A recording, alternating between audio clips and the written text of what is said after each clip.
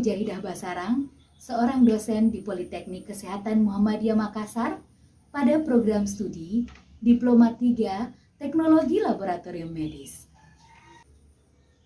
Salah satu kompetensi yang wajib dikuasai oleh lulusan program studi Diploma 3 Teknologi Laboratorium Medis adalah bakteriologi.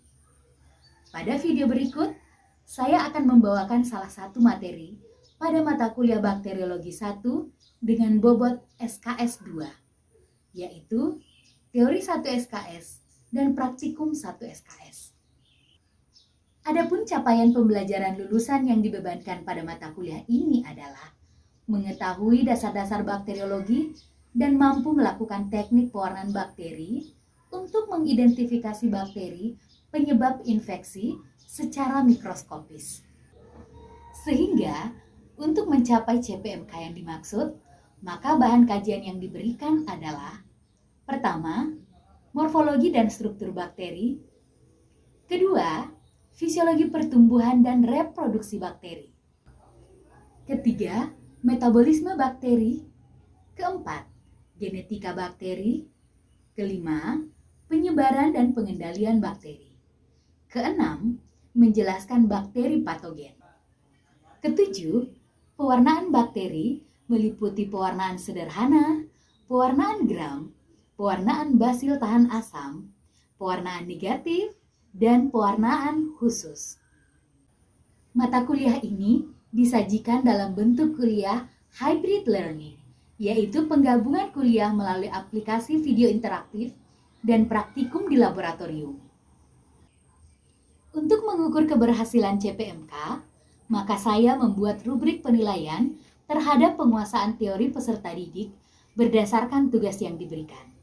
Selain itu, saya menyiapkan rubrik untuk penilaian terkait penguasaan mahasiswa terhadap teknik pewarnaan untuk identifikasi bakteri penyebab infeksi di laboratorium. Di akhir perkuliahan, yaitu pada pertemuan ke-16, mahasiswa mengikuti ujian akhir semester untuk mengukur penguasaan keseluruhan materi selama mengikuti perkuliahan Bakteriologi 1. Berikut video pengajaran yang saya lakukan. Oke, Assalamualaikum warahmatullahi wabarakatuh.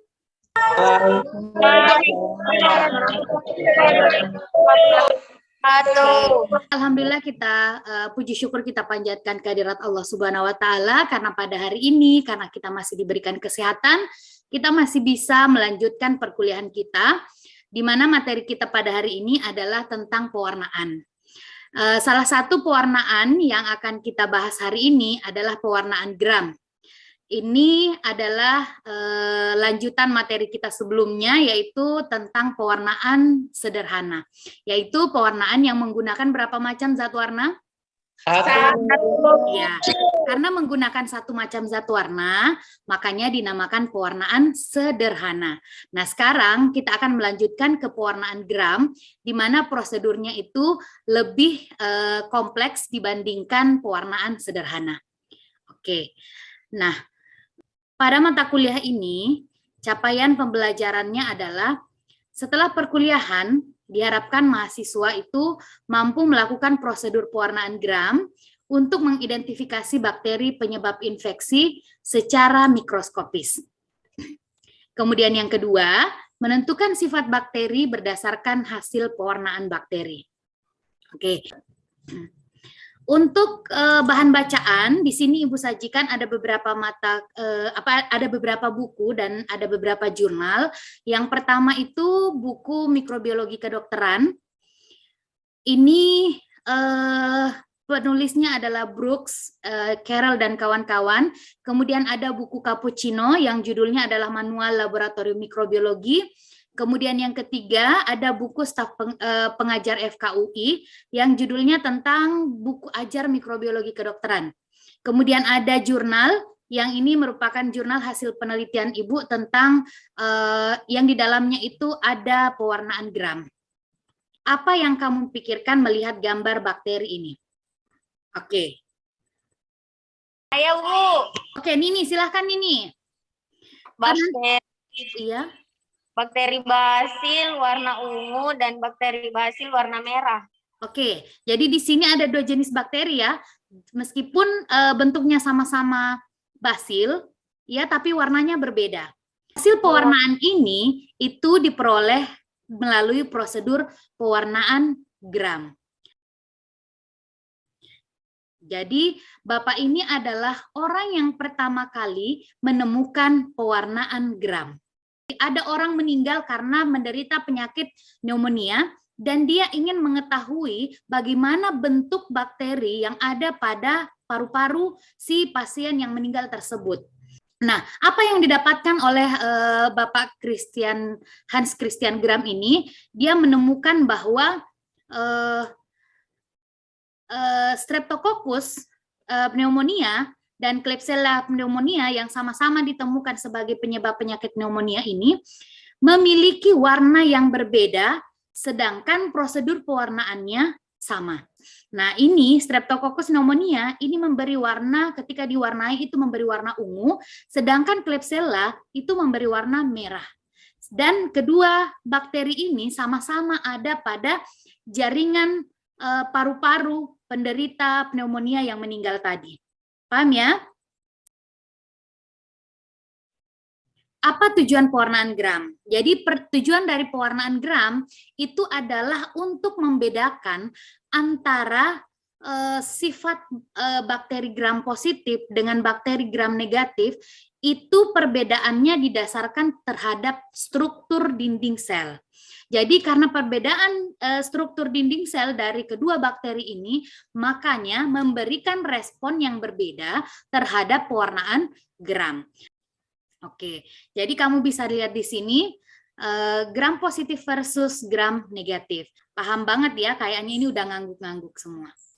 Kita lanjut. Nah, dalam pewarnaan ini ada reagen yang kita gunakan, dan reagen ini sangat penting dan memiliki peran yang berbeda.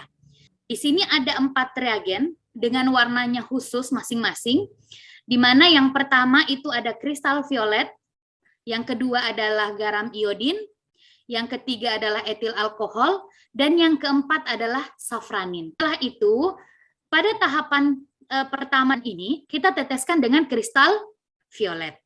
Apa yang terjadi dengan bakteri yang ada pada sediaan? Berwarna ungu.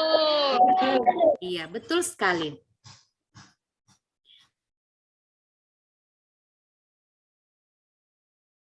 Nah, reagen yang kedua itu adalah mordan. Di sini yang kita gunakan sebagai mordan itu adalah iodin. Bisa juga kita menggunakan lugol. Nah, apa yang terjadi setelah penambahan iodin? Lugol ini akan berikatan, atau iodin akan berikatan dengan kristal violet yang ada di dalam sel, dan akan terjadi pengikatan zat warna yang kuat.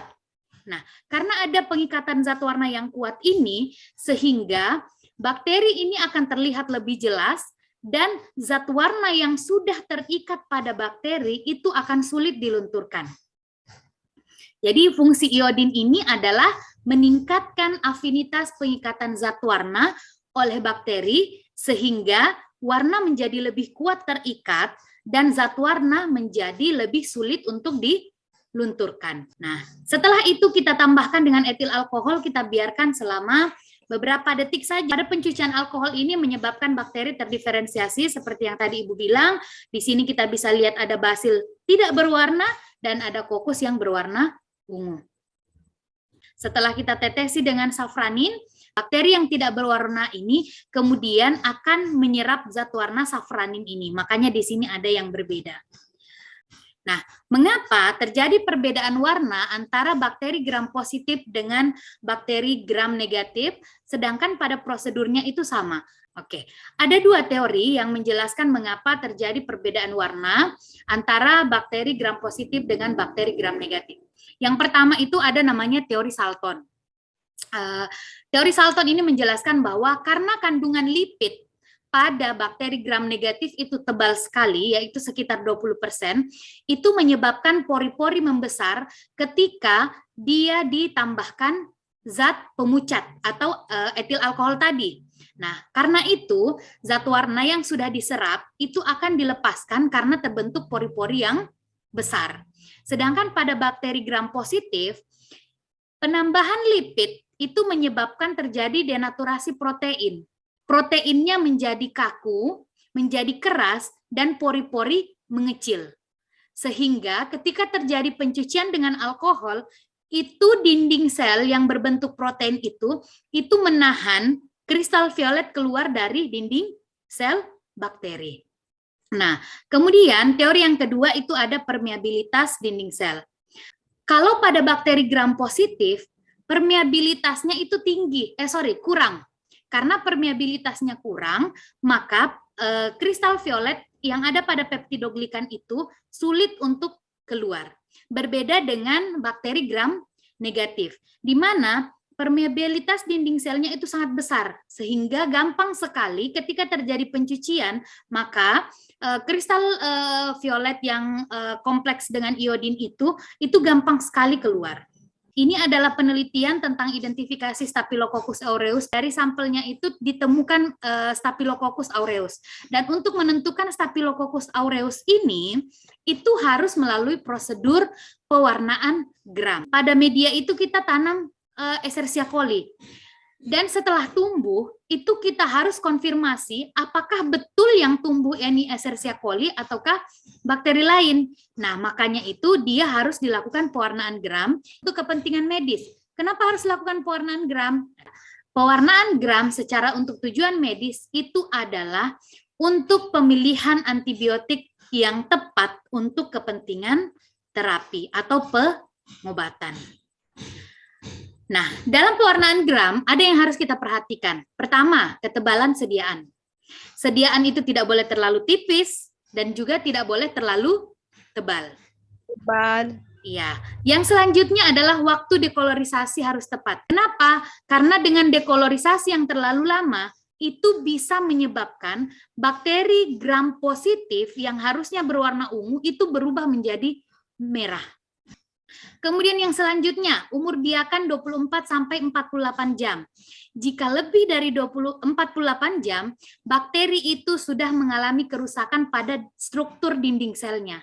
Apa yang terjadi? Kristal violet ketika dicuci dengan alkohol itu akan keluar. Sehingga bakteri gram positif itu akan terlihat berwarna merah. Kemudian yang selanjutnya adalah yang keempat adalah kualitas zat warna. Untuk kontrol kualitas hasil pewarnaan itu bisa dikontrol salah satunya dari kualitas zat warna. Oke, sebelum masuk ke latihan, adakah yang ingin ditanyakan? Oke, kalau tidak kita masuk ke latihan ya. Oke, kita mulai dari nomor yang pertama. Coba Dita dibaca, Dita. Tahapan apakah pada pewarnaan gram yang menyebabkan bakteri gram negatif dan gram positif berwarna ungu? Oke, bisa dijawab? Jawabannya adalah? D. Iya, betul, D. C. Oke, yang kedua. Pada salah satu tahapan pewarnaan gram, penambahan larutan tertentu akan meningkatkan afinitas pengikatan zat warna oleh bakteri sehingga zat warna terlihat lebih jelas dan zat warna lebih sulit dilarutkan. Pada tahapan apakah terjadi peningkatan afinitas ini? Oke, jawabannya adalah B. B.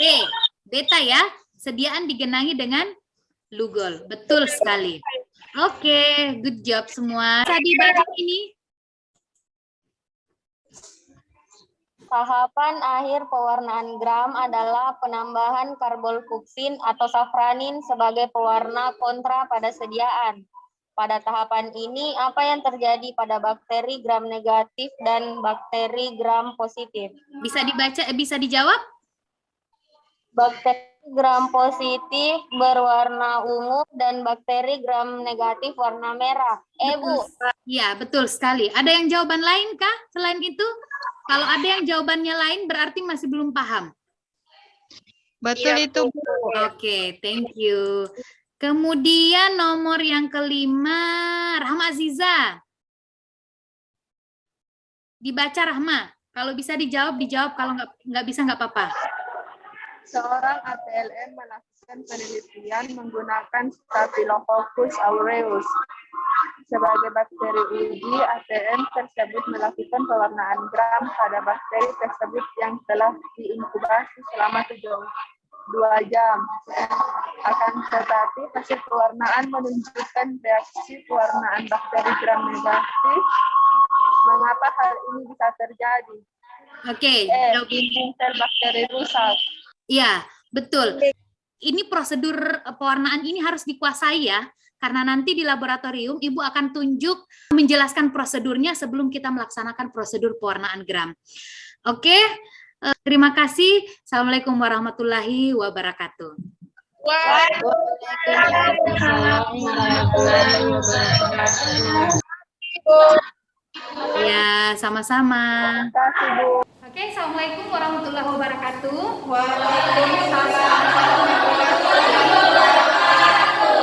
Alhamdulillah, puji syukur kita panjatkan kehadirat Allah Subhanahu wa taala karena pada hari ini kita masih diberikan kesehatan untuk berkumpul kembali di kelas ini, di laboratorium ini untuk melanjutkan materi kita, mata kuliah kita itu tentang pewarnaan. Oke.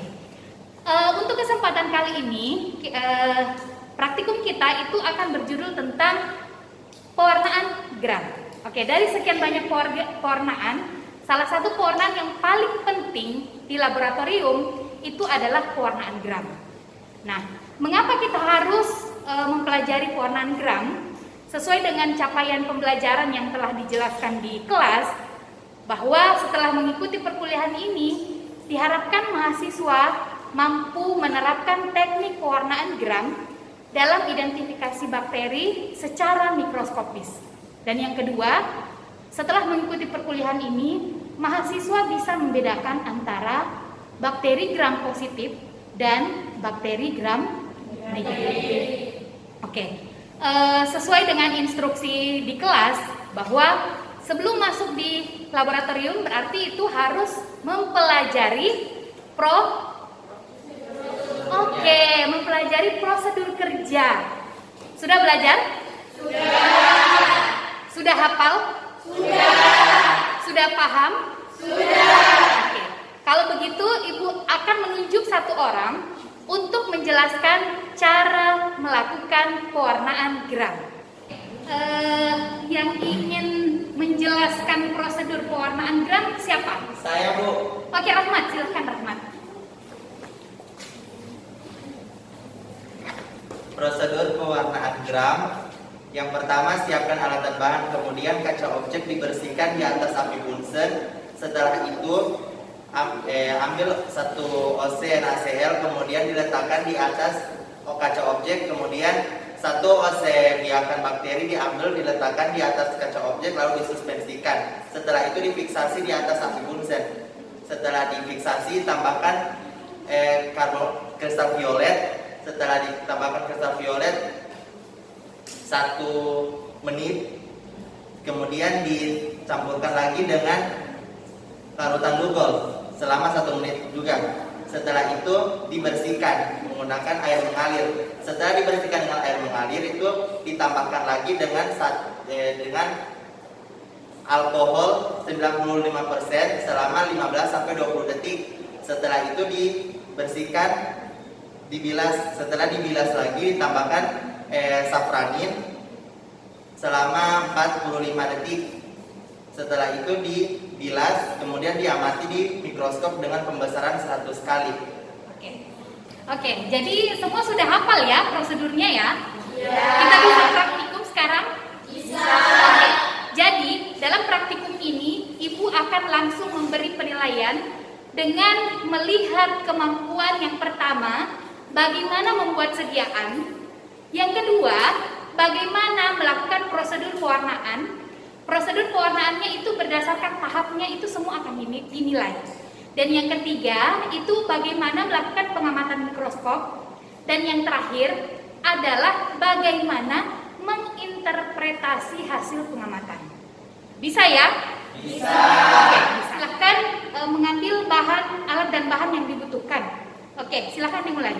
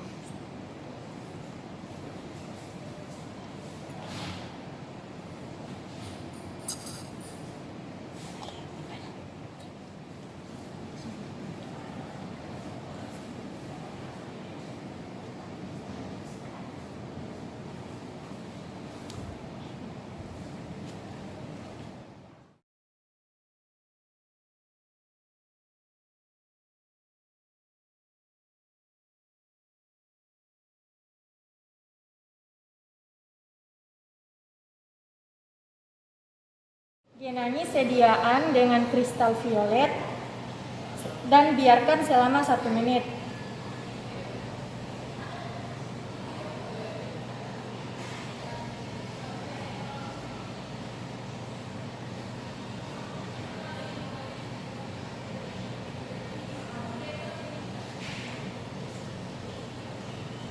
Setelah itu kita tambahkan lugol dan dibiarkan selama 1 menit.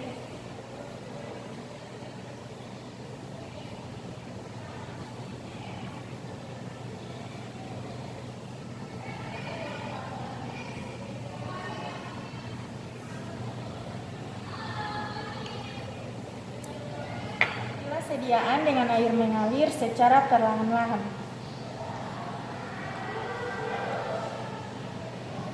Sampai kapan itu? Sampai larutan bersih, sediaan bersih. Selanjutnya sediaan digenangi dengan etil alkohol 95% selama 10-20 detik.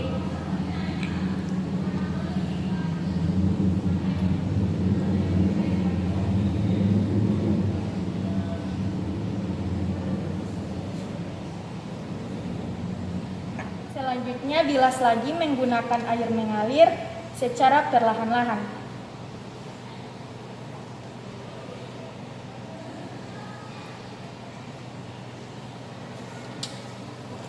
Kemudian digenangi lagi dengan karbofluksin selama 45 detik.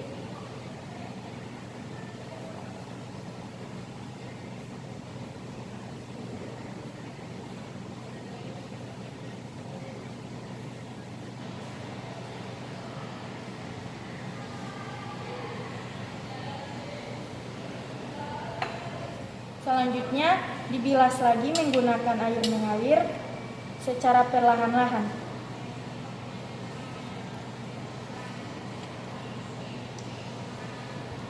Dan ditunggu slide hingga mengering dan diperiksa di bawah mikroskop. Oke, jadi semua yang sudah melakukan pewarnaan dilanjutkan dengan tahapan pengamatan secara mikroskopis ya. Ini perbesarannya berapa? 100. Okulernya berapa? 10. Jadi itu perbesarannya itu dihitungnya 10 kali 100. Objektifnya itu yang 100. Nah, jangan lupa sebelum pengamatan itu harus ditambahkan dengan minyak imersis ya, 1 tetes. Oke, silakan. Yang sudah bisa menemukan silahkan lapor ya supaya ibu bisa cek apakah itu sudah betul atau perlu mencari lagi. Bu, silakan ya. Mana sudah? Oh ya, bentar. Oke, kelompoknya Zira.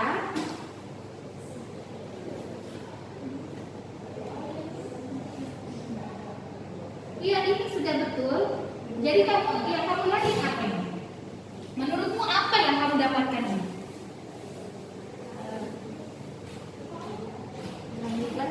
Gram negatif. Kenapa kamu menyimpulkan itu gram negatif? Soalnya dia berbentuk